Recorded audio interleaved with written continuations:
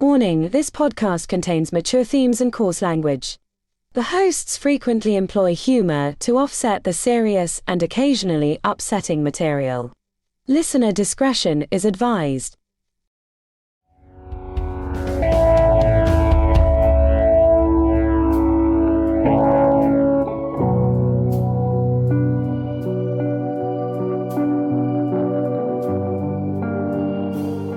Welcome back to the Dark Side. I'm Brianna. And I'm Dyson. And this is episode 78 of Dark Adaptation. Christina Kettlewell, Death of the Eight-Day Bride.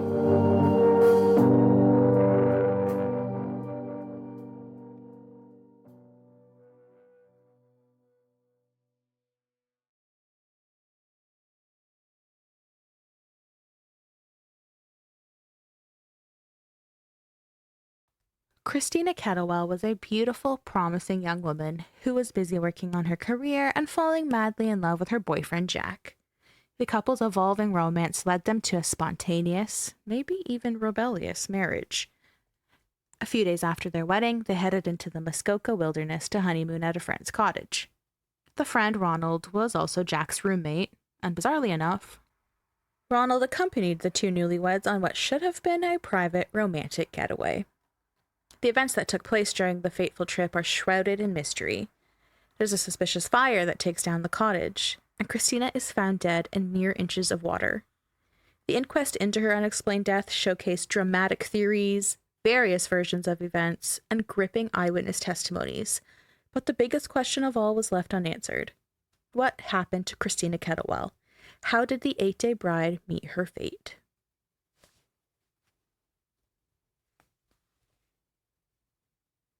Christina Cecilia Macon was born on August 7th, 1925 in Toronto, Ontario, to Casimir and Mary Macon. Her parents were Polish immigrants and devout Roman Catholics. Their Catholicism was very important to them, as we'll soon learn. And also right here, I'll just say it. I have no idea what the last name is. I'm confident it's Macon, but even in the newspaper articles I was reading, the same article, it would say Macon and sometimes Mokan, Mocan. That's so weird that it would be different for the same article. Yeah, so they would talk about like the parents and it would say Mokan. Then it would talk about one of Christina's sisters and it would say Miss Macon. Oh. So did they marry into a family called Macon? I don't know. Macon is easier for me to say. It's the Moken and Macon? Moken and Macon. Coffee drink. Okay, anyway, gotcha. So I'm just saying Macon in case anyone's listening, like, actually, it's like, listen, okay, I'm confused. Aware of the discretion, okay? Noted. Totally aware, choosing Macon. Yeah. It's easier, it sounds like bacon, I'm hungry, it works. And it's easier to follow. Exactly. Okay. Now, I could not find any details about Christina's upbringing and what her life was like growing up. But I mean, having devoutly religious parents and growing up in the 20s and 30s, especially as a girl, I think it's safe to say it was likely a fairly regimented and probably strict upbringing. No, they were pretty liberal. Totally liberal Roman Catholics, okay? All right, sure. Get your tits out, all right. All right. Sometimes I reference memes that I feel like man. are just going to get me into a lot of trouble. But sometimes it's also fun because it's like, if you know, you know. Yeah. And If you're you know, a real you know. one, I guess. Yeah. I mean, I'm sitting across from you and I don't even know, but it's funny. Hell yeah, get your tits out. I just picture Post Malone when he's like, all right, right on. And he's like so high out of his gourd. I don't remember who it is, but some reason I picture that guy, the gay guy from American Horror Story, who we lost recently. Oh, yeah. Yeah. American Horror Story? Is it American Horror Story with, Lady Gaga and... Oh, okay. Yeah. The gay guy in the Coven episodes, I believe. Oh, was he bald? It's the old man. Leslie? Brianna, do not make me The little guy. the one who knows what they're talking about. I know. Yeah, okay. I got you. The little guy. Yeah, the little guy. I think his name's Leslie. I think so. God damn it. I People don't are know like, names. No, you're gay icons.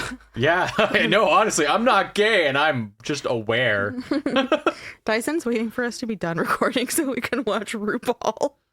I am, okay. I need to know. It's a great show. And also, I was promised some delicious curly fries and some chicken popcorn. So, chop. Okay. Let's get back to it. So, Macon, Moken, whatever. Don't come at me. I'm clapping for emphasis. Don't know anything about her upbringing other than, like I said, probably fairly strict. She's was raised Roman Catholic. I know that she has a sister named Sophie, a sister named Helen, and she did have a brother. He passed away at some point in their youth, but that's about all I know. So with that, we fast forward to 1947, and 22-year-old Christina, who went by Chris, is now a responsible woman. She is working at a bank, I believe as a teller, and she had been going steady with 26-year-old war veteran named John Ray Kettlewell. Everyone called him Jack, so for consistency, so will I. Appreciate the use of the word steady for the era. Going steady. I knew. Yep. I know how to put going. Yep. They were going steady. It's 47, man. She saw something. Let me tell you, he had Moxie. Oh my God. Oh, excuse me. He had Moxie. Moxie. And Dom, if you're out there, I saw your comment about my New York accent. I'm making it up. He had some Moxie. And he had some chutzpah. And Brianna, you got a little schmutz on your shirt there. Okay, so we're in... I'm going to the different neighborhoods if you haven't picked up yet. That would be the Hasidic Jew neighborhood of Brooklyn. Yeah. Slevin. Slevin? Yeah. Lucky Number Slevin. Have you ever seen that movie? Yes, I have. It's fantastic. Very good. Let's get some bagels. Yeah. And one thing here, I'll do it for you. Hey, I'm fucking walking here. I gotta fit the fucking in there. I can't not. Trying to drive my horse over You here. fucking putz. Let's do it every time. We're not even in New York. We're literally in Toronto, where they have dumbass made-up accents. Yeah, I was gonna say they're made-up accents, 100%. If you guys hear the accents from Toronto, they're not real. They're putting that on. It's embarrassing. That's not a Canadian accent. No. God, don't even get me started. So, going steady, war veteran John Ray Kettlewell, name's John Ray, goes by Jack. Don't ask me why. That's it. So that's what I'm calling him. Now, Christina, aka Chris, and John Ray, aka Jack, have been dating for about 3 years. So they were serious about each other. Well, Christina was definitely serious about Jack, and the two seemed to be very in love and have a good relationship. Christina's parents, however, did not approve of their relationship. They really did not like Jack or anything about him. It appears there was two main reasons for their dislike. First and foremost, Jack was not Roman Catholic. Big yikes for this devout household. Second, Casimir and Mary seriously disliked Jack's roommate and lifelong best friend, 28-year-old Ronald Barry. It's consistently reported that they did not like him, they did not trust him, he gave them the creeps or maybe the heebie-jeebies. Of the time, heebie-jeebies. Gives me the jitters. There you go. And they didn't like that their daughter was associating with him. They didn't like him. Here's what we know about Ronald Barry. He immigrated to Canada from northern Italy, and he had a, quote, eclectic career path. His earlier careers included construction and insurance. Then he switched over to ballroom dancing and hairdressing.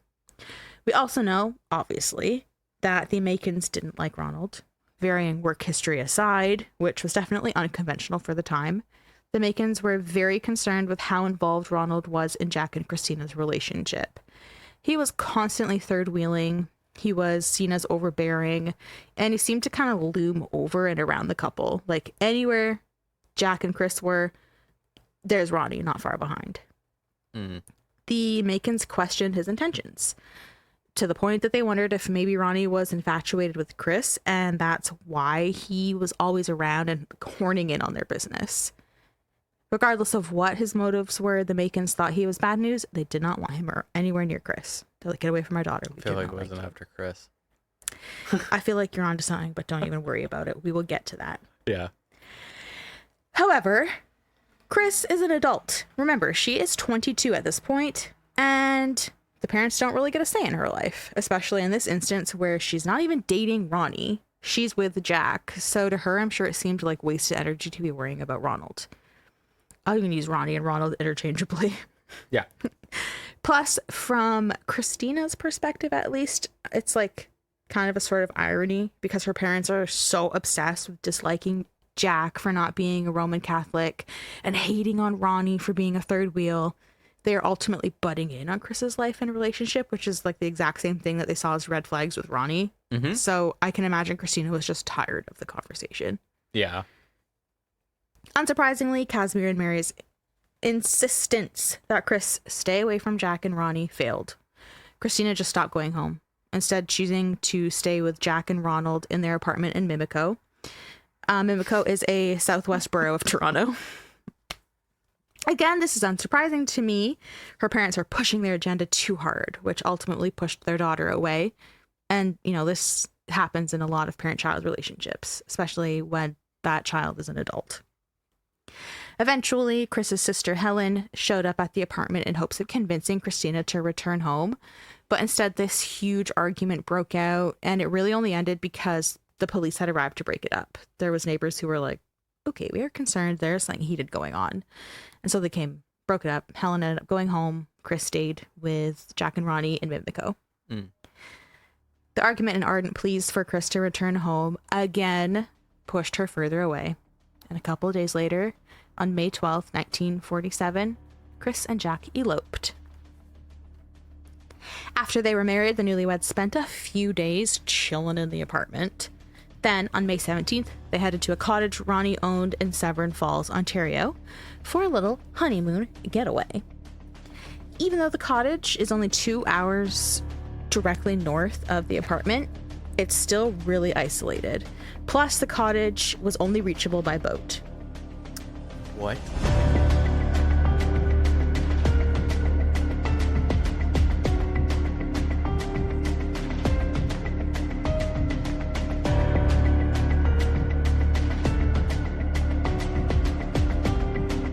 Yes, because Severn Falls is in the Muskokas, which is pretty much just this body of water that has random islands and patches of land.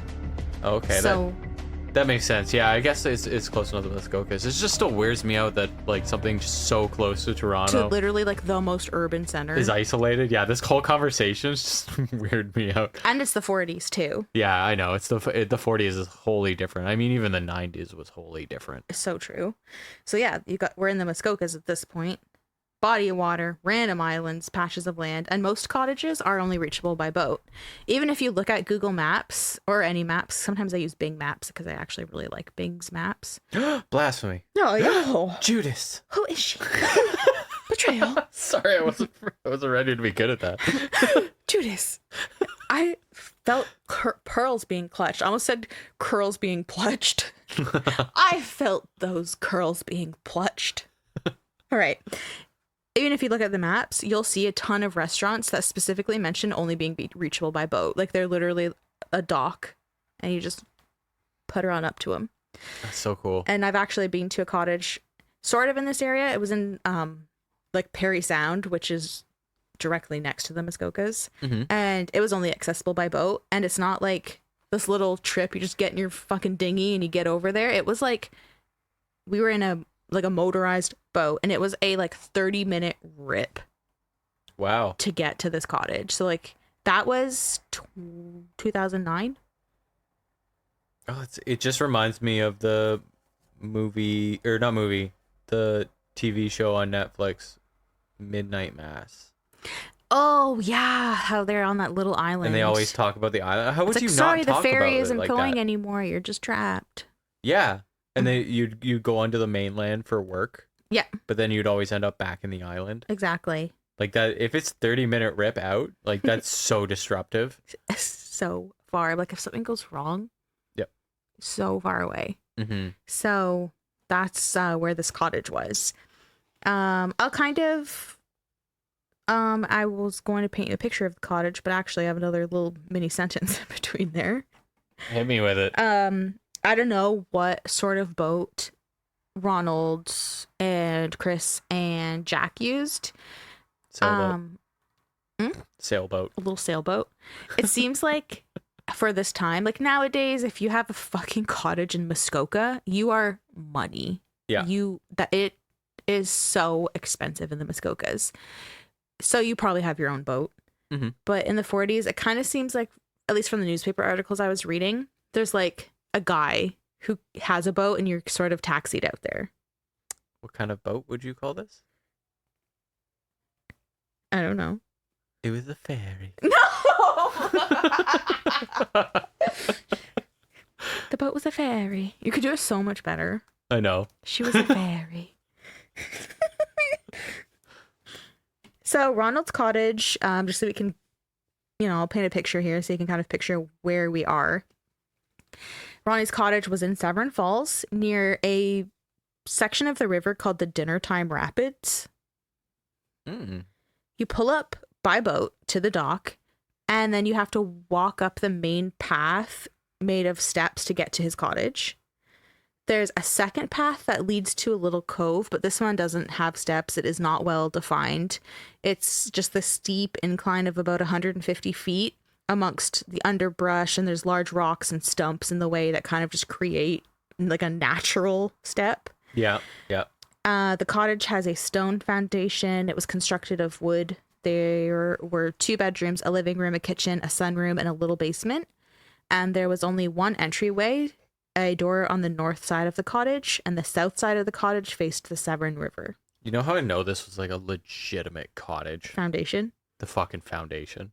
Yeah, Exactly. right off the bat, I was like, oh, this is like a like I have money And cottage. a sunroom. And a sunroom, yeah. So beautiful. This isn't one of your fucking your peasant grandparents' Sears catalog bourgeois. This is a fucking cottage with a rock hard base. That base is hollowed out, baby. It's a basement. Come check out our thick stumps. Come. We're so We're immature. fucking idiots. Yeah, anyway. Whatever. I mean, people keep coming back. Thank God, and I love you for that. Shockingly, she said facetiously, Ronald tagged along for the honeymoon. And that old Ronnie boy, he was like, third wheel is my name. That's fucked. It's fucked, right? Because like 1947, honeymoons usually are because you're finally going to get dick down. You're so classy. I love it. But that's what the honeymoon's for. Yeah, right? that was for You're supposed to be celibate. consummating the marriage. And you got Ronnie there, like. You not Roman Catholic. So it's super weird. And he was probably like, I mean, it is his cottage. Yeah. But still, like, can't you just give homie the keys? Yeah, honestly. What the fuck is that? If I had to go through university, see a sock on the doorknob, and then just go hang out with my other friends for the whole night, that motherfucker can hand the keys over and show up in the morning. Yeah, and Like, honestly. as we'll find out, Jack has been to the cottage before. They're lifelong friends. They're best friends. Don't give me that look. Don't worry. We'll get into that later. Okay. So it's not like Jack's walking into this blind. Him and Ronnie are lifelong friends. They're roommates. He's been to the cottage. You can let your fucking bro go with his new wife, okay? You don't have to tag along, Ronnie. Yeah, and even if he was showing up for the first fucking time, write it down. Yeah. Yeah, you're not that important. You're not needed. Just write it down. Fridge is fully loaded. Please shut the breaker off when you're done. Bye. Mm-hmm. Enjoy your honeymoon. Your honeymoon. Yeah. And then he's like, I'll be there with you, honey. Can't, you know how like every hotel has like a cuck chair? You're never letting that meme go. the cuck chair. It's true. In the hotel. But like, She's talking about the single chair that's always facing the bed. it's a cuck chair. Don't ever sit in that chair. Also gross. Like, at least change the sheets. You can't change the sheet of a chair. No. For someone who's tried to wash the cushions off couches and stuff, it's a whole goddamn different operation. Why are you like so avidly washing your couch cushions? Because we have a friend who sweats a lot and decided to sit on our couch. Oh yeah. And he left a nut imprint. He was so sweaty he left a ball impression on the couch. Where I nap. I'm talking defined. There was like a dick and balls. There was like a little head. Yeah. And big balls. People are like, what the fuck are you talking about? Cup chair? Yeah. And friends' balls. Okay. I'm on page 2 of 12. Let's get to it. Okay. May 20th, just a few days into the honeymoon, Ronnie left Chris and Jack at the cottage and went sunbathing by the Severn River. When he returned at 6:30 p.m., he was greeted by a horrifying scene. The cottage was ablaze.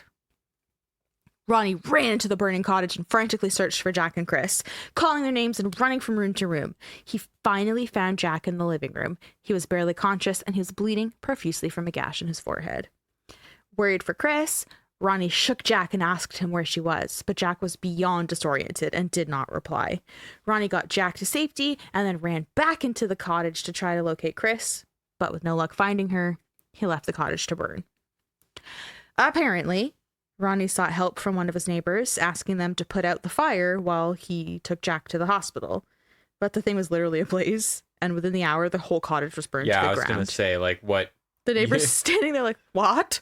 What the fuck do you want? Yeah, I'd be so like, all right, dude. We're in the middle of nowhere, bruh. I know we're surrounded by water, but I have a shit pail. Yeah, right. To put this thing out with, okay? I have a chamber pot. I have a chamber pot. Yeah. He wanted him to, like, you know, you siphon gas and you have to, like, inhale the tube. Yeah. To get suction. He's like, just try that. It's just a little, like, on the river piss stream of a. Put your thumb on it, and it's like an inch farther. Oh my god, yeah, to get a spray. So, like, nice pressure to put on your neighbor. Yeah. Bro, it's gotta take him to the hospital. You got this, right? Trusting you with my house. All right, thanks. It's like, okay, that cottage is down for the count. And literally an hour later, it was just gone. Just a mess of burnt wood and the foundation. I was gonna say, I bet that foundation was still pretty good though. Yeah, and in like all of the newspaper articles about the inquest that happened, it talks about all these photos that were taken, and I can't find the fucking photos anywhere. And I'm like, I want to see these photos. I had to like paint you a picture based on what newspaper articles said, but I wanted to be able to see these photos. But hopefully, the information I gave you can at least kind of picture something. Mm-hmm. So, buddy Ronnie, you know, he's like, help me put this fire out. Anyway, I gotta take Jack to the hospital. And the neighbor was just probably standing there like, I can't. And on the evening of the dismal event of the cottage burning down, after Ronnie had left to take Jack to the hospital, one of the neighbors, a different neighbor, who was also a boathouse owner named Melville Sweet, he had been looking for Chris with his daughter. Jesus Christ, Melville Sweet. What the is he rivals with like Red and Orville Bacher? Oh my god, yeah. Orville Redenbacher, sorry. Orville Redenbacher. Wow, just like any of my quotes completely back-assward. Back-assward. That man is the direct competition of Willy Wonka. Mm-hmm, Melville Sweet. He's a boathouse owner, so I wonder if maybe he is somebody who had boats that would kind of ferry everyone to their cottage. Mm-hmm. I don't know if that's true, but let's decide that it is. That's responsible. So he was looking for Chris, and he was looking with his daughter, and they did find her. She was in the cove at the base of the cottage. She was lying on her left-hand side, face down on the riverbank in 8 to 10 inches of water. And if you'll remember, this cove I was talking about is about 150 feet down that incline. So it's not that far away. 150 feet really isn't that far. Mm-hmm. Chris was barefoot, she was still in her pajamas, and sadly she was dead. Jack was treated at the hospital for a head injury, burns, and shock. Blood test results showed a large amount of codeine in his system. Upon his release, Jack was questioned by the police for either over 3 hours or over 13 hours.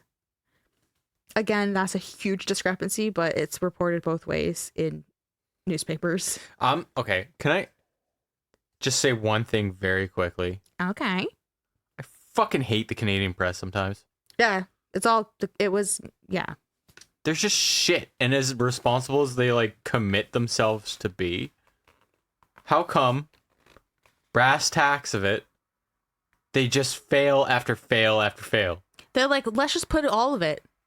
You decide. Like even how there was the same article from a Windsor Press that same article that said Macon or Moken or Mocan. And like Windsor Press isn't small. It's like, which one was it? Yeah.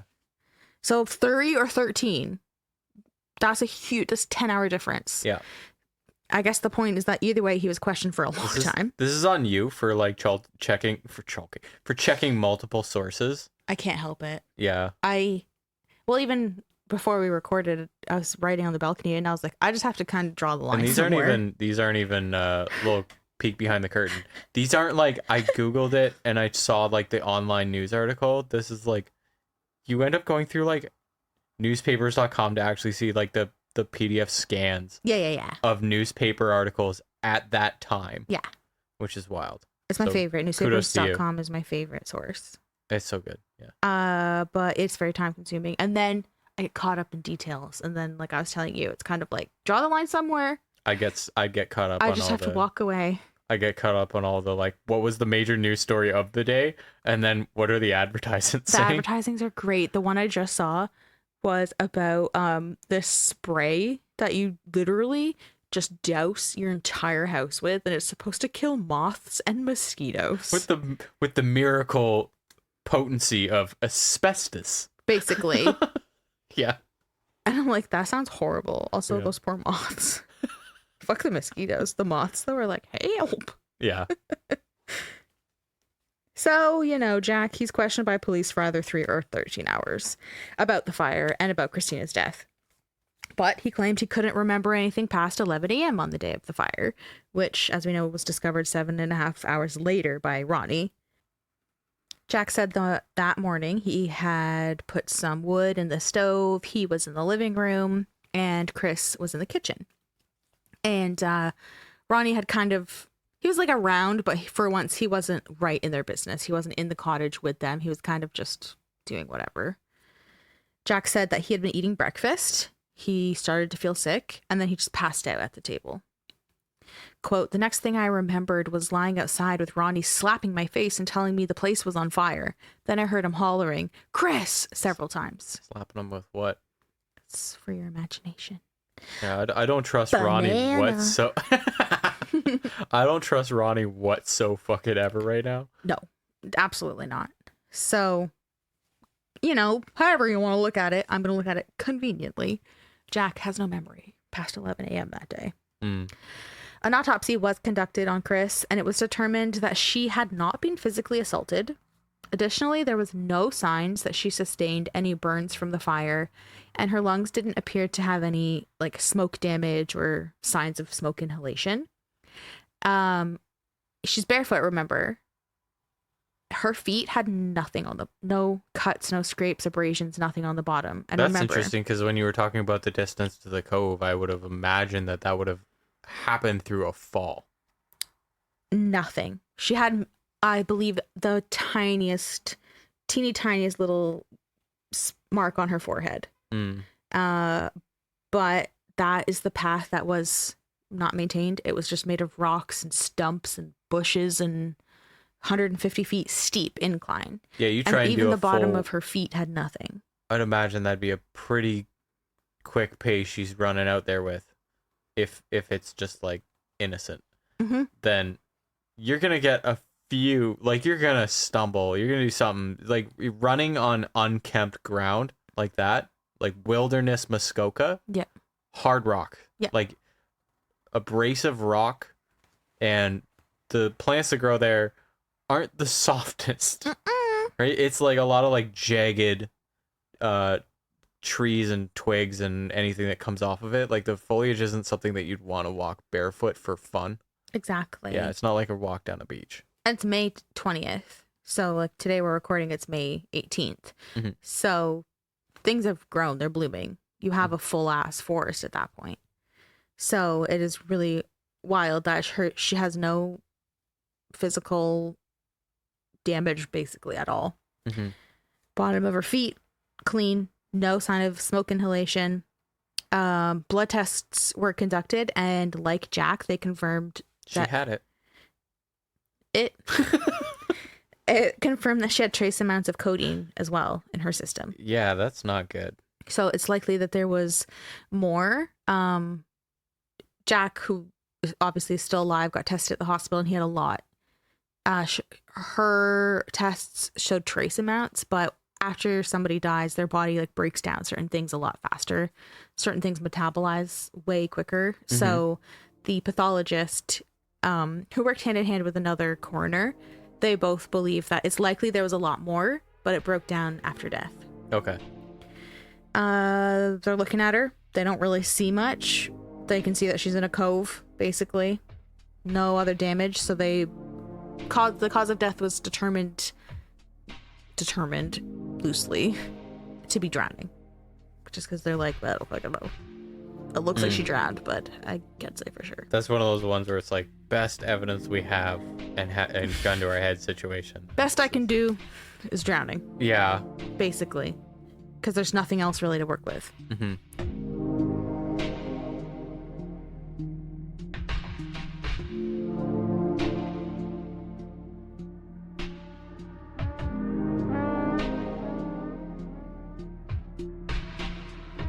On May 26, 1947, 6 days after Chris's death, her funeral was held in the very church she had been married in just 2 weeks prior.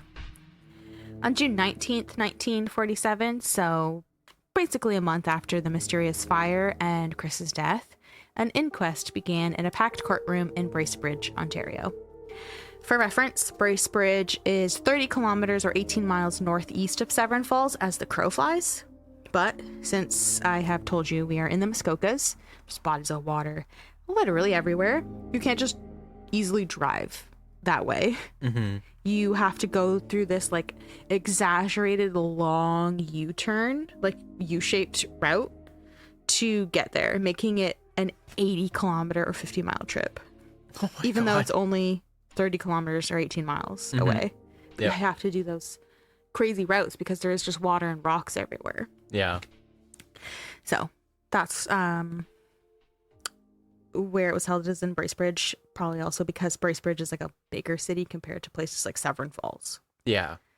So the objective of this inquest was to uncover the truth about what happened to Chris. Eyewitnesses were called on and experts took the stand to give their testimonies and ultimately their theories on what fate befell the 8-day bride. At the inquest into Chris's death, Ronnie said Chris was, quote, moody and emotional soon after arriving at the cottage. He said she would go between weeping uncontrollably to shutting down and not communicating at all. He added that she repeatedly asked him if he thought Jack really loved her, and to him this showed she was unsure of their marriage and worried that Jack wasn't ready to be a husband, and that maybe things had moved way too quickly. I can definitely believe that Chris was emotional. She was basically falling out with her family. She had just spontaneously married Jack. There's a third wheel on their honeymoon. The cottage is in the middle of nowhere. Like, it couldn't have been an easy time for her, emotionally speaking. So... No, well, okay. Well, that's a woman's opinion. As a man, she was hysterical. She was a... Classic women behavior. Uncontrollable. So I hope people know I'm fucking around when I say shit like that. I mean, it's pretty obvious. And First-time listeners are like, fuck this guy. This guy is a douche.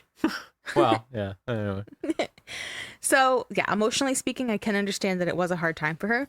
But it is important to remember that all we have right now is Ronnie's testimony and his version of events, at least on the day that the fire and Chris's death took place, because Jack had said that he couldn't remember anything past 11 a.m. that day. So we really just have Ronnie's word versus everyone. Mm-hmm. If what Ronnie, is saying is true and Christina was sobbing and shutting down, it could be an indication that Christina was a bit more than just moody and emotional, but instead she was experiencing some sort of mental health crisis. Interestingly, Ronnie claimed he kept Chris's odd behavior from Jack because he didn't want to ruin their honeymoon. But this is weird to me because they arrived on May 17th, and the fire and Chris's death did not occur until May 20th. So you're telling me that for nearly 3 days, Jack never noticed his new wife was sobbing and having an emotional breakdown? That does not sit well with me. No. Like, that doesn't make sense in some... I mean, you could try that argument, I guess. If he was a working man and... Yeah, he wasn't around. Yeah, but they're literally on an island together. Yes. No. in this little cottage is really the only spot they have, unless, you know, Buddy like goes sunbathing by the river, which, as we know, is only 150 feet away. Yeah. Like, dude, he's gonna notice that his wife is losing her goddamn mind. Yeah. Regardless, He's gonna notice that. He's gonna notice fucking Ronnie just keeps offering him peaches. I don't know. It's weird. Oh God. Oh my God. I'm out gay referencing you this episode. It's okay, you can have it. Regardless, you know, Ronnie said that Christina's despondent and upset behaviors were the precursor to her death, which he was saying is a suicide. To, quote, support this notion, he presented 3 letters as evidence during the inquest. The letters, he said, indicated that Chris was not only suicidal, but also murderous. The first letter was addressed to Ronnie and dated April 6th, which was also Easter Sunday. And that is about 5 weeks before the wedding. Christina wrote, quote, Ronnie, I guess this will be the best way. I might as well face the fact that Jack doesn't care a hoot about me. I have done everything but propose, and he hasn't asked me to marry him. This will be the best way out, as I couldn't bear to see him with any other girl. Nope, that's not the quote. I couldn't bear to see any other girl have him. I am sorry, but what could I do? I've done everything he has asked me to do. You know how far. Life's funny, isn't it? You go along so far, and then boom, you've had it. I'm sorry to have done this, and I know you will never forgive me. Thanks for everything, Chris. So Ronnie claimed that this letter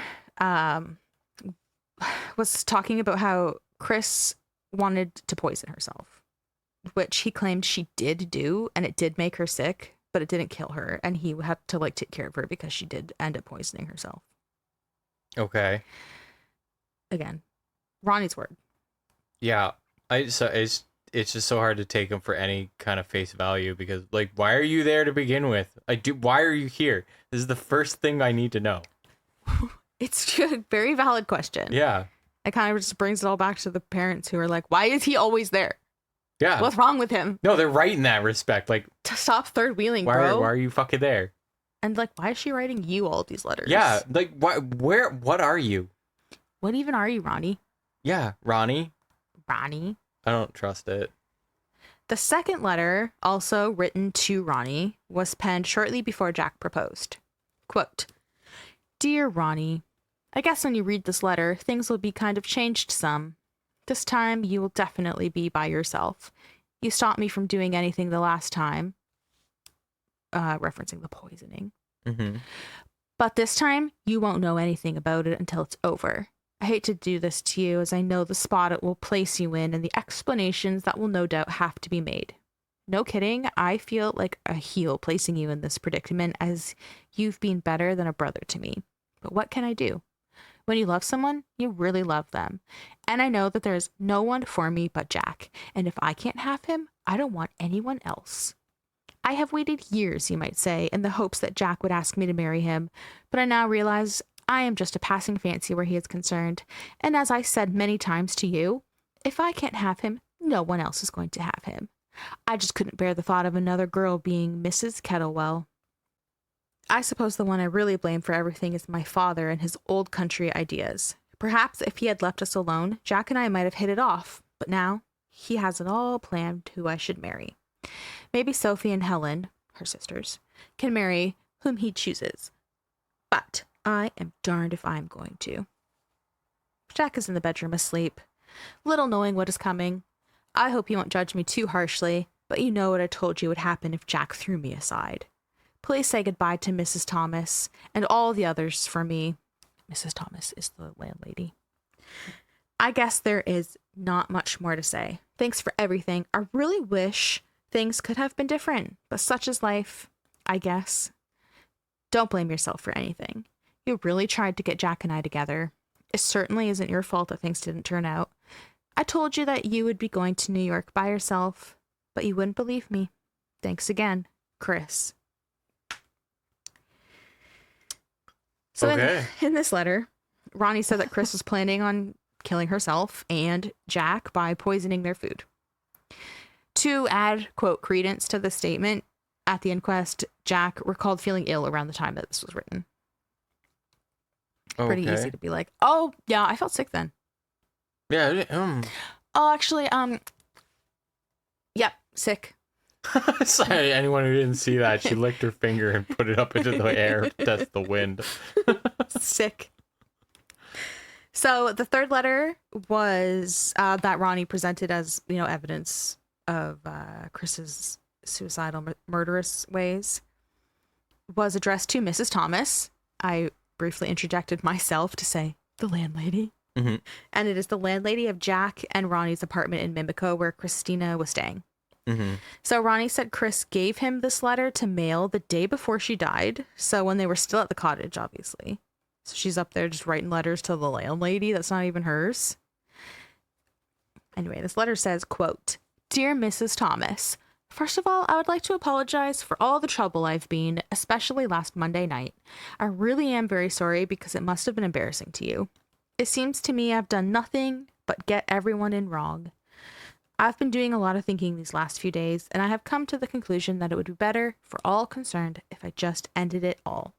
Being burnt to death is not the nicest thing in the world to do, but it is the only way. Anyway, Mickey," that's the name of her brother that had died, "always said I would be with him soon. Ronnie's in the boat outside somewhere.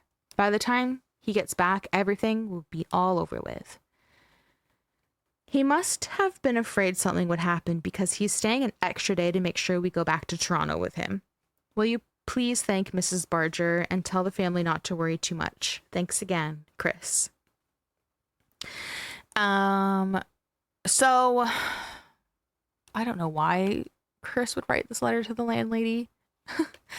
She's apologizing apparently because on the day of the wedding she was not really that happy, and the landlady, Mrs. Thomas, was kind of hosting a dinner for them. Mm. And apparently Chris was just not into it. So Ronnie is saying in this letter she is apologizing for not really being the happy bride everyone expected her to be, and then since Mrs. Thomas is the host, it was maybe it was embarrassing or looked bad on her. So that's Ronnie is saying, like, that's what all that's talking about. And then obviously we have the being burnt to death is not the nicest thing in the world to do. So in the letter, Ronnie is saying she's literally admitting that she's going to burn the cottage down and die in the fire. So I don't know. Think what you will of the letters. If you're like me, then your first thought was probably like, cool, Ronnie. How do you know these letters? Like, how do we know these letters are legit? I'm wholly perplexed by this whole thing. It's weird. Like it just keeps going back to, I don't understand what the fuck Ronnie is to any of this. And why does he have these letters? Why is he aware of them? Right. And if they are like authentic and indeed written by Christina, they are definitely like concerning. Yeah. And they do showcase that she was suicidal and capable of murder. But like you're saying, why do you have these, Ronnie? And why at the cottage did she write to the landlady and tell you that you have to mail it? Like, it's just bizarre. Yeah. I mean, yep. I mean, all of this would be such red flags before anything happened. I don't know. All of it's just wrong. Yeah. Like, I remember feeling sick at the time. Yeah, and all of it is like what? Easily put, like, retrospectively, you can be like, oh, it makes so much sense. But that's the problem, is that you can easily make up all these stories to fit what already happened. It sounds like exposition in the same way that like a Bond villain monologue when he has like Bond like in the chair. And he's like, what do you expect me to do? He's like, I expect you to die. And then he starts going on to like why he's doing this and his whole master plan. I've decided to kill you. If you'll recall, all these years ago, I was having a dinner with the landlady. And you're like, Jesus Christ, Goldfinger. He's probably like, I suppose you've managed to put some of the pieces together, but allow me to show you the broader picture. I have recently mailed the landlady. And it's just like, allow myself I shall set myself to on fire. Introduce myself. But it does. It just sounds. I agree. It has a Bond villain exposition to it. Yeah, it just sounds off. Like it just does have that removed kind of dialogue in it. Pushing a narrative too, as well. Yeah. Look, she was suicidal and murderous. See these ABC letters. There's no. Yeah, that's exactly what I'm thinking. Is there's no there's no crux to the whole letters that goes into her in enough detail that convinces me that these are real. Right. Instead, it's overshone by an explanation of what's about to happen. Mm-hmm. Or if you're critical of the whole letter, an explanation of what has happened in the past. Yes. So it reads like something written post-mortem. It's not her. I totally agree with you. Yeah. And obviously the Crown at the inquest was saying pretty much what we're saying here is like, but how can we be sure the letters were written by one Christina Kettlewell? Yeah, and I have a feeling we're about to launch into the penmanship analysis and the problems with that. At the inquest, a handwriting expert was on the stand. That's what I wrote, but he wasn't on it. He took the stand. Yeah. And he confirmed that the letters were written by Chris, but, in a nutshell, that's not hard evidence. It's not evidence rooted in scientific knowledge and practice. Mm-hmm. It's highly debatable if forensic handwriting is reliable. If you can analyze handwriting and be like, she wrote this. It's very much debated if it holds weight. Some consider it a pseudoscience. So I was gonna say pseudoscience, and when I think of these, I think of, especially back then. I mean, this was a huge thing for so long, leading up until like the Cold fucking War, right? This would be that. And yeah. They used to analyze it to try and see, what would, not only who wrote this, but what was that person experiencing at the time. And it honestly was on such shaky ground. I mean, like, I remember hearing the stories about how, I don't remember exactly, it was either Nixon or maybe it was JFK, but there was like the old story where they would get, I think Khrushchev wrote them a letter to the White House or something, and it was written, and they'd be like, oh yeah, he wrote that for sure. And he was experiencing emotions of trepidation and fear. And it's like, actually the room was cold. Yeah, like it's just not based in anything like solid enough. Like, and if you're a good enough, in this case, defense lawyer, you'll find an expert to say anything. Oh, for sure. We all watched that Johnny Depp Amber Heard. Oh my god. the paid guy who's got dry cotton mouth from too many opiates. Where he's like, so nasty. Sorry, I apologize for the sound you had to hear, but that was the sound. Ew. Yeah. A mega pint. Sorry, that's still funny to me. It's so funny. You came home and poured yourself a mega pint of wine. A mega pint. That's so fucking funny. That whole thing is a fever dream. It really was. So yeah, jury's out basically on the letters because everything that we've been talking about, pseudoscience basically, it's not hard evidence. You cannot put any weight in that. Yeah, you can have Buddy come up there and testify to, I guess, be fair, but yeah. On one hand, you have an expert confirming that she wrote the letters, and they do support what Ronnie is saying. On the other hand, it's not scientific evidence, and people wonder why Ronnie and Chris even exchanged so many letters, and why she was writing what she did to Mrs. Thomas, the landlady of an apartment she wasn't even a renter of. She had just been crashing there, basically. In my opinion, these letters don't mean shit, because... Well, they shouldn't, because they're not sound. Right. They're not sound. We don't know their origins for real. Like, he just produced these conveniently. We can't even be sure that Chris wrote them, and we can't trust Ronnie. He's not credible. The first reason I do not believe he's credible is what he said about Christina's last days, when I had told you that he was like, oh, she was breaking down mentally. And what we had agreed on, like, how would Jack not notice that his fucking new wife was literally having an emotional dump everywhere? Yeah. The second and a telltale sign to me that he is lying is that Ronnie's story about that fateful day changed. And it wasn't just like a few details here and there. It's pretty much a totally different story. So he initially told police that he had found Jack alone in the cottage. He got him out to safety. He went back into that burning building. He searched for Chris, failed to find her, gave up in order to help Jack. That's what he had told police after they'd gone to the hospital and everything. In either the revised statement or like the new statement that he gave at the inquest. Not sure exactly how that happened, but basically in his second statement. Mm-hmm. Ronnie claimed when he had returned from sunbathing to find the cottage ablaze, he entered the cottage and found both Chris and Jack inside. He said that Chris was beside Jack.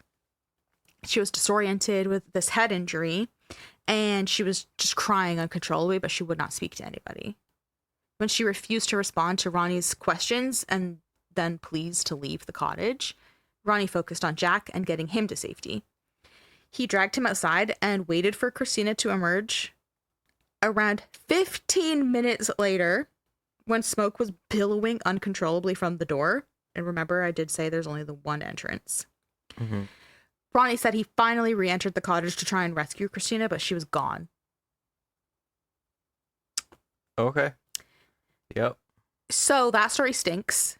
Yep. First of all, you knew that a girl was in the literally ablaze cottage and you just left her in there for 15 minutes. Also, you're claiming you went back in to get her and she disappeared, but we all know there's only one entrance and she didn't climb out a window apparently. And also she doesn't have any smoke in her system. No, exactly. Yeah. And I would be interested to know, I don't know if I have this in my notes anywhere else, but I wonder if Ronnie had smoke in his lungs. He's like obviously alive, but I don't think he was treated at all for any sort of smoke inhalation. Yeah, they wouldn't even test it. Usually you would get like something, maybe an inhaler or some sort of steroid, but I'm just be curious to know if he had to get any damage. Oh, like, you were in a house fire? damage. You should do some cocaine about it. Right? Yeah. We have codeine and no. They were probably like, smoking's healthiest thing you can do right now. Oh, like today we went to the antique market and I saw those old Pepsi ads and it was like delicious and healthful. Yes. Yeah. Pepsi is healthful? No wonder Britney Spears loves it so much. Have you seen those? She loves Pepsi. Yes. Pepsi? I love Pepsi. Yeah. Yeah. I love Britney Spears. She's pretty much responsible for Pepsi's like surgence. Yeah, her and MJ. Yeah. MJ, like we go way back. I don't even like Michael Jackson. I don't know why I said it like that. Yeah. I was put off by it. It's because I had Britney in my mind. Do you guys remember when Justin Timberlake did a rap? No one wants to ever think about Mr. Ramen Hair. So much like these weird letters, this new version of events that Ronnie has decided is actually what happened makes Chris look really sus. In my opinion, it also makes Ronnie look super sus because it's a completely different story than the original version of events. Baka? Yeah, fucking sussy Ronnie. I'm saying Ryan. Sussy Ryan. Wrong guy. Yep. Literally no Ryan in the story. CP Hope, who was the special crown counsel at the inquest. American listeners, when we say crown, we mean the like fucking not defense. Yeah, it well, it'd be the prosecutor. Thank you. But yeah, the crown prosecution or the plaintiff. The crown represents prosecution. The government, yeah, like our judicial system. Mm-hmm. I'm sure they know that, but just to not get things confused. Clearly, it's mainly for me at this point. Yeah. So the special crown counsel, CP Hope, left little doubt as to how he felt about Ronnie's truthfulness. He called Ronnie, quote, a liar of the most blatant kind whose sinister figure permeates the whole of this tragedy, but whose purpose and design are shrouded in mystery. Special Crown Counsel CP Hope dropping that mic on everyone and saying exactly what Dyson was saying. This fucking guy, Ronnie, what does he even have to do with any of this and what is his motives here? Mm-hmm. Now, while suicide was the main argument from at least Ronnie and the defense's side, mainly because of the story he was pushing at the inquest and his weird letters and blah, blah, blah, many people believed that Chris was actually murdered. Amongst those in support of this theory was the Crown, who believed Ronnie himself was responsible for Christina's death and had carried out premeditated murder. But why would Ronnie want his best friend's wife dead? In another tale as old as time, the motive was love. As we learned in the beginning of the episode, Chris's family did not like Ronnie. They thought he was bad news, always third-wheeling and horning in on Jack and Chris's relationship. And they suspected that these actions were because he was infatuated or secretly in love with Chris. They believed while the three were at the cottage, Ronnie couldn't contain his secret love and infatuation with Chris anymore, and he killed her. As we've also learned, Jack and Ronnie were lifelong best friends. And as adults, they were roommates. Ronnie struggled to find a career path that worked for him, finally settling on ballroom dancing, and to quote that kid from Wife Swap UK, ballroom dancing is for gays. Oh, God damn it. And this is where the story takes a turn that I'm positive nearly everyone, including Dyson, mainly Dyson, saw coming. We've got a Brokeback Mountain twist. That was an aggressive movie I saw recently. I didn't realize that they got at it so... Angrily? Yeah. Well, it's mostly Heath Ledger. Yeah, that's true. Also, it's funny because Jake Gyllenhaal in that movie's name is Jack. It's Jack Twist. I wish I knew how to quit you. I fucking love Brokeback Mountain. I made you watch it and you were like, pretty good. Yeah, it was pretty good. You're like, I meant to watch it. Yeah, I did. And I was like, here you go, bitch. I also I Wait, always shrimp break and watch Brokeback Mountain. That's true. Ironic, isn't it? I wish I knew how to quit you. I was gonna say the gay movies are always the best ones because they don't pigeonhole themselves in really shitty genre, like, and not that the genre is shitty, but that the like Hollywood like structure that it expects a movie to pump out if it is a genre movie just kind of is obvious at a certain point. That's like horror, like a lot of them are like, you know, paint by numbers. Yes. I never really find that's the case with the gay ones, so it ended up being a solid movie. So I'm always excited to watch them. They're always also kind of indie, so they're really different. So there you go. Also, like when you think about this case and what I've told you so far, there is, did it get echoey? Or am I too far from my mic? You might have just been far from the mic. Okay. There is like weird coincidence that I will like further sort of paint the picture of, but if you know Brokeback Mountain and then this story and it just happens that one of them's name is Jack, it's like, yeah, totally Brokeback Mountain in here. So, during police interviews after Chris's death, Jack confessed that he and Ronnie had been having a, quote, intimate relationship for years. During the inquest, Jack said he was coerced into saying their relationship was intimate and denied that they had ever done or had any sort of sexual relations. But after repeated questioning, Jack finally broke down at the inquest and confirmed his earlier statement. He and Ronnie were lovers. Wouldn't this be at the time where like that was also illegal? It's 1947. So in support of this, during one of Ronnie's many police statements, he admitted to, quote, being a party to unnatural sexual acts with Jack. Although he insisted the, quote, improper relations lasted only a short time and had terminated a long time ago. So unnatural seems dramatic now, but at the time, two men getting it on was a faux pas. So yes, Dyson. I didn't inhale. No. Oh my God. I didn't swallow. We're crude. I didn't spit it either. What do I do with this? Gargle. Oh. So here's another like Brokeback Mountain-y type of twisty thing here. Mm-hmm. Locals who knew both men in Severn Falls, where Ronnie's cottage was, confirmed the close relationship they had, as it was witnessed during their many trips to the cottage. Locals also confirmed there was a lot of gossip about why Jack ever got married to Chris when he was clearly with Ronald. Even Jack's own family reportedly found the marriage surprising because of his relationship with his best friend and roommate. So it reminds me of Brokeback Mountain because you got that's really strong ties to Brokeback Mountain, even to the point where all the town knows. Yeah. Wow. And when they would go up to Brokeback Mountain, yep, that's the name. Guy that hires them, played by what's his head, Randy Quaid. He's like, he can see it. He's like, I saw you guys wrestling. What you did up there ain't natural. And that's how like everyone feels here. It's literally calling it unnatural acts. Like, woof. Yeah. Dramatic much? God, can't you guys just love? With all of that being said, we have the second possible theory as to why the murder occurred. Ronnie was in love with Jack, not Chris. And it was a love so intense he was willing to kill. Mm-hmm.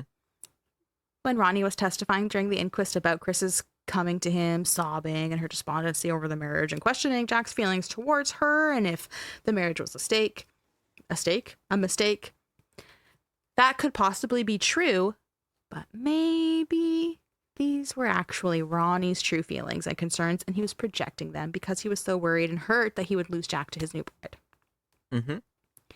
The speculation that Jack and Ronnie were lovers also makes sense when you think about how Jack claimed the head injury caused him to forget anything past 11 a.m. on the day that the fire and Chris's death happened. It's quite possible he was feigning his memory loss so that he didn't have to speak out against Ronnie in any way.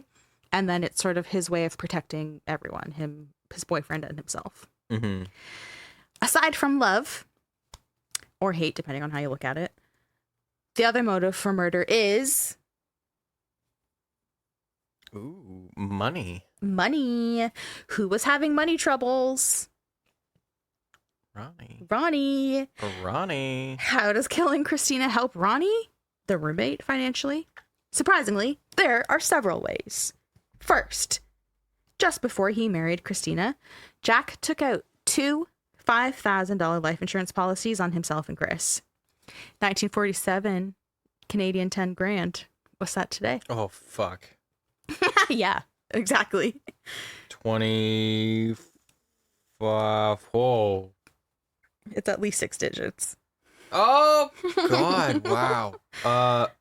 Isn't that crazy? $230,000. No, but Sorry, I went over. the inflation website that I use says that money from 1947 to today, Canadian dollars, has lost 96% of its value. Isn't that horrifying? Yeah. So anyway, 1947 Canadian 10 grand is $154,424.64 today. So 154,000. Who is the beneficiary of both policies? Chris, I'm kidding. Ronnie? Ronnie. Yeah. Obviously, because he's the What boyfriend. the fuck is this relationship? It's just fucked. It's so weird. Also, with these 2 life insurance policies, there was a double indemnity clause that stated the beneficiary would get twice the sum in case of accidental death of either spouse.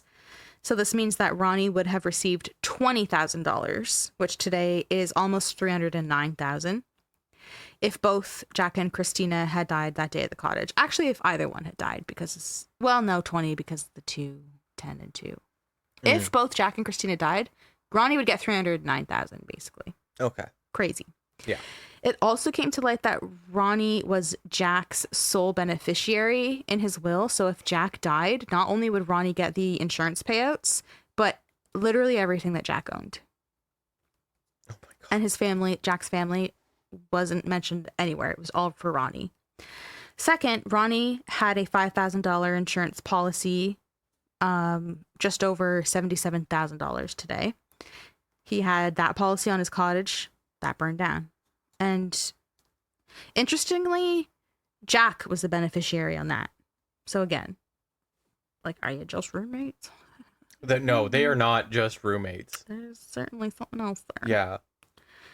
Third, Christina's expensive wedding ring was never found, leading a lot of people to believe that Ronnie had stolen it from the crime scene and probably pawned it or had plans to pawn it. And last on the list for money motivation, at the inquest, Ronnie said Chris had been raped by 5 men in April 1946, who had then blackmailed her about the incident.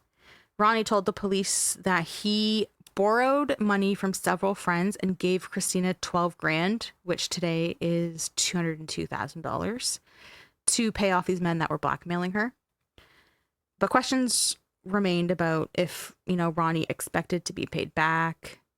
People thought maybe this whole murder plot could have been his way of recouping money that he felt he was owed. Sadly, I have no more information on this. I have no idea if it's even true, if Chris was assaulted. If it is true, that's devastating.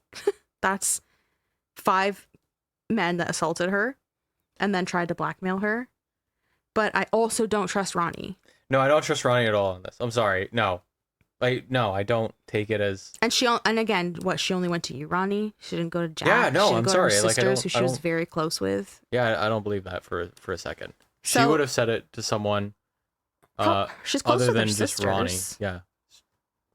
And also, it's just one of those like default oh, it was like a group of guys, and then they did this, and then they blackmailed, and also they were good at it for some reason.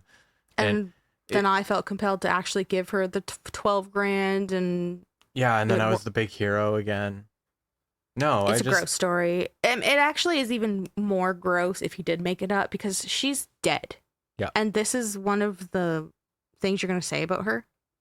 Yeah. At this point, she also was assaulted by 5 men and was blackmailed. Like, gross. How do you even make that up? You're disgusting.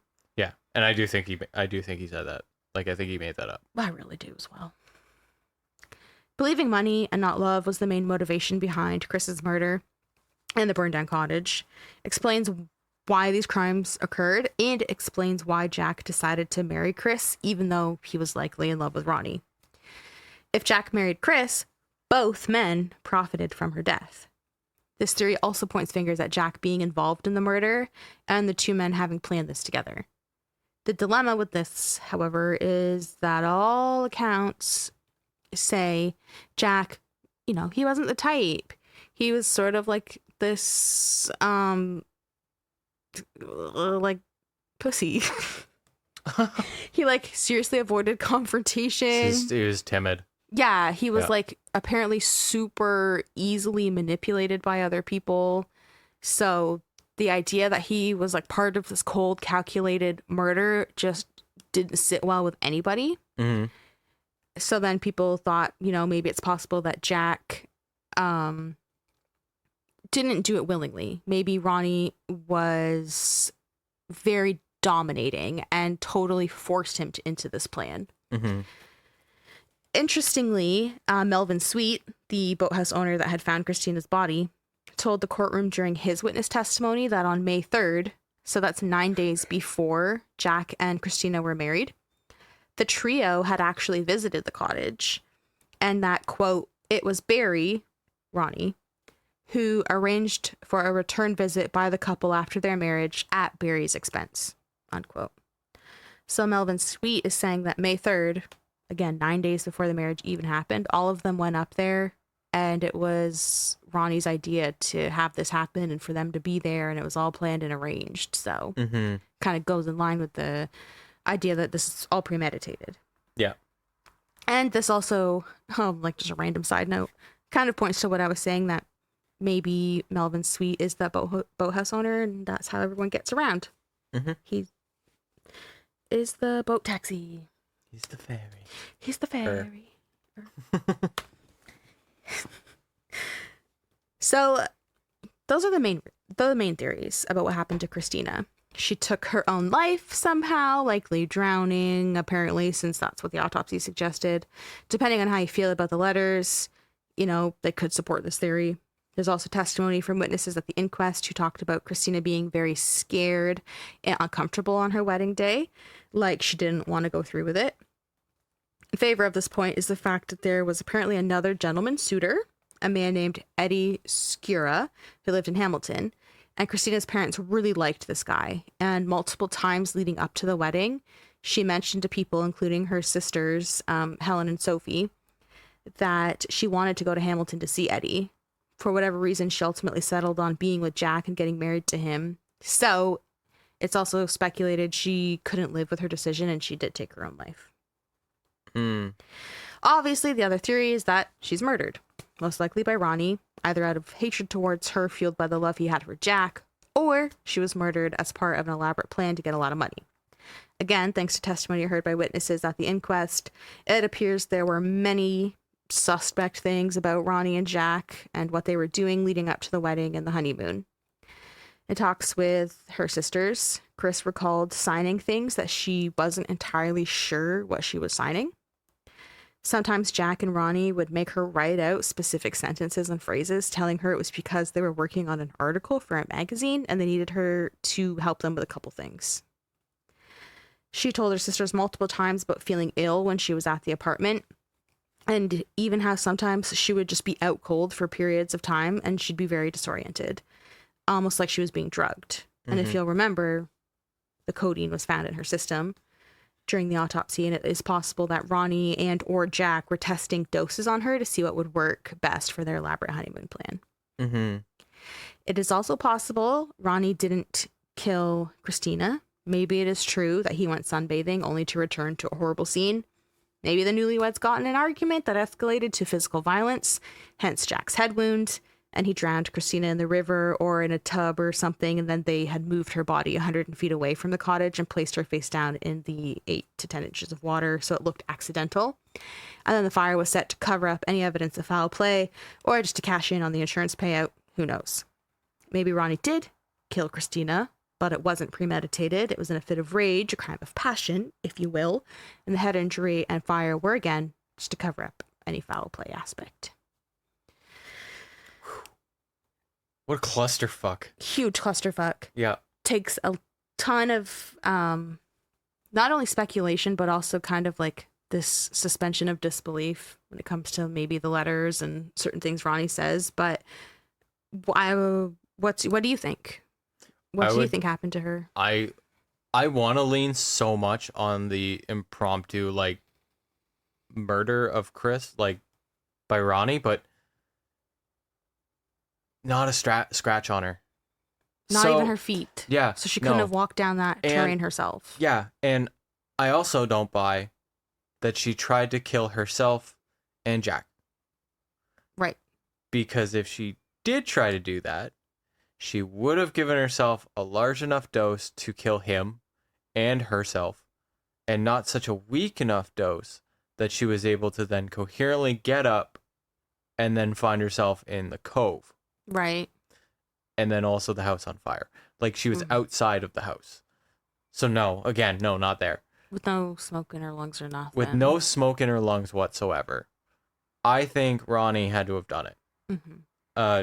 I mean, you can't just be like 100% he did it and I can prove it and I've got receipt. Yeah. Like, no. Just because he's suspect, and I agree, he's a weirdo. It's like, yeah, he is suspect, he is a weirdo, but also freaks are out there that don't commit murder. Right. You know? Right. So, but he had full control over the situation from right down to when they can come and go. And he has a meek partner who he obviously has like a dominating control over, and he's got some sort of mind games going on with Chris. And I just think that it's clear that in my mind that this has to be a premeditated murder. And, you know, sounds like he tried to be an opportunist at this as well. I mean, you can drug her, I guess, and then just put her into the cove, and then she drowns. House is on fire, cash in as an opportunist on the insurance as well. Yeah, it's like, well, we're already at it. Might as well get the $5,000 from that. And then on top of that, his story changes dramatically from I didn't see her in the house at all, and I just saved Jack, to I saw both of them, and then I pulled Jack out and then left her in there for 15 minutes.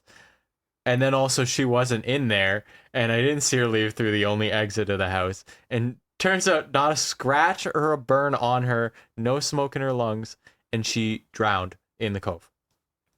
Yeah, I know people say you can drown in like an inch of water. Me, I'm the one that says that all the time. Yeah. And she was in 8 to 10, but still. Yeah. The whole thing No, that's why I think it was I drugged her and put her face into it. Yeah. Like that's what I think. I don't think she was like drugged and then like dramatically like drowning like in the movies. Like, I think she was unconscious and placed in the water. I also think that. And the thing is, I don't know if it was drowning in the cove on the riverbank or if it was drowned inside and then they together or one of them carried her down there. So it looked like she did drown in the river. But I definitely do agree that she did drown, and it was because she was so heavily sedated. Yeah. And I also agree. I do believe it was premeditated. I think too many things don't add up with them making Chris write out certain things and phrases, and then all of a sudden you have these letters that apparently match her handwriting. You can easily trace over. Yeah. Or make her write these. Make her write them. We don't know that she wasn't legitimately coerced into writing verbatim these letters. Maybe she was a sobbing, weeping, disoriented mess the whole time because she realized what she had done, what was like, not what she had done, but, you know, the predicament she was in now. Yeah. Trapped in the middle of nowhere with two men you think you know, and you're just watching it crumble apart. Yeah. Like, they were there for 3 days before this happened. God knows what those 3 days were like. What really was happening. I totally believe it was a premeditated act, and I totally believe it was both Ronnie and Jack involved. I do not think Jack... I don't remember what happened. I just was eating breakfast, and all of a sudden I don't remember. Yeah, no, I think Jack is absolutely just a pawn and will just go along with whatever because Ronnie tells him to. Also, it's just Ronnie's just not a good, like, I just keep thinking of the SNL skit with Ronnie, so I just think of an absolute dweeb when I see this. And anyway, yeah. You want to see a photo of him? Yeah. I definitely have one of Ronnie. I will pull it up. I think I still have to find a good one of Jack. Oh, actually, I have one of Christina and Jack, Ronnie and Jack, and then just Ronnie. And these will be on our Instagram. It'll be on our Instagram, our Patreon, because this episode will be out much sooner than on our regular feeds. So that is Christina, and that is Jack. Okay. And then that is Ronnie, and that's Jack. Oh, Ronnie's got this, like, sniveling grin. It's good. Yeah, he looks like a Hardy Boy. Yeah, that is Ronnie on the stand at the inquest. Grinning like that? Yeah. With his, like, he kind of has that, like, faded vibe, you know? Yeah, he's, like, nonchalantly, like, leaning back on his arm over a ledge, and he's just got a shit-eating grin on his face. Yeah. Yep. Well, yeah, okay. Looks like he shaves a unibrow. Every guy out there is like, me too. I fucking shave mine. It just happens to be blonde hair. Yeah. Actually, I'll pluck it. That's what this is about. So, that's what you think? Yep. 2 cents? Despite what we think, what you think, what anyone thinks, the testimonies given at the inquest and the theories presented as the potential motives behind Chris's death, there was a glaring lack of concrete evidence. And ultimately, the inquest was unable to determine if Chris's death was some sort of accident or a result of foul play. Therefore, Jack and Ronnie were released as free men. Yeah.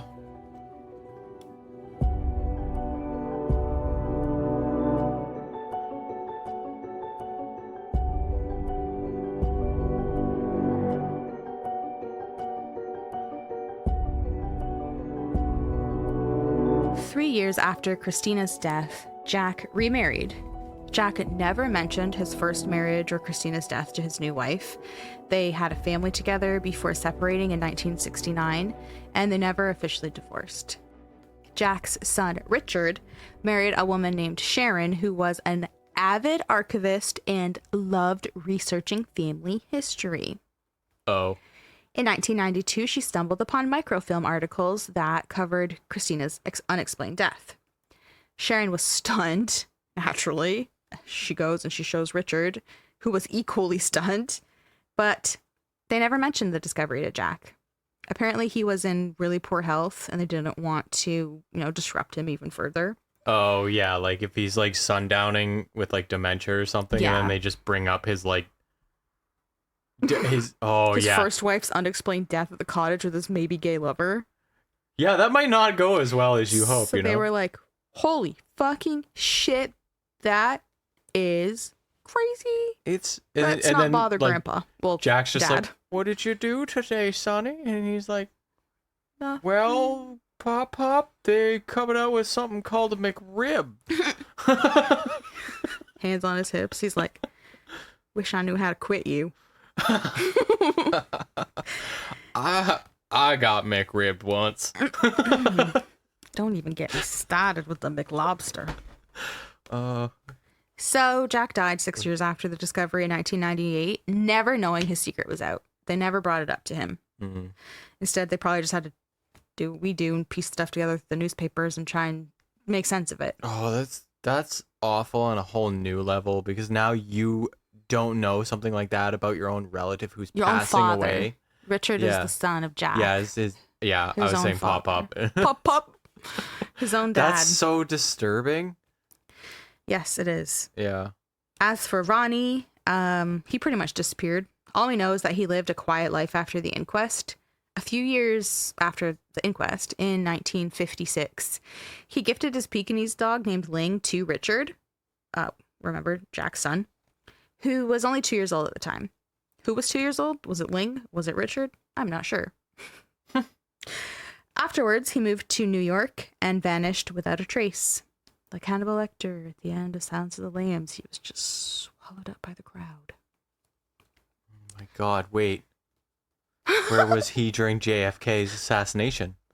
He could have been on that grassy knoll. Oh God, there was a second shooter.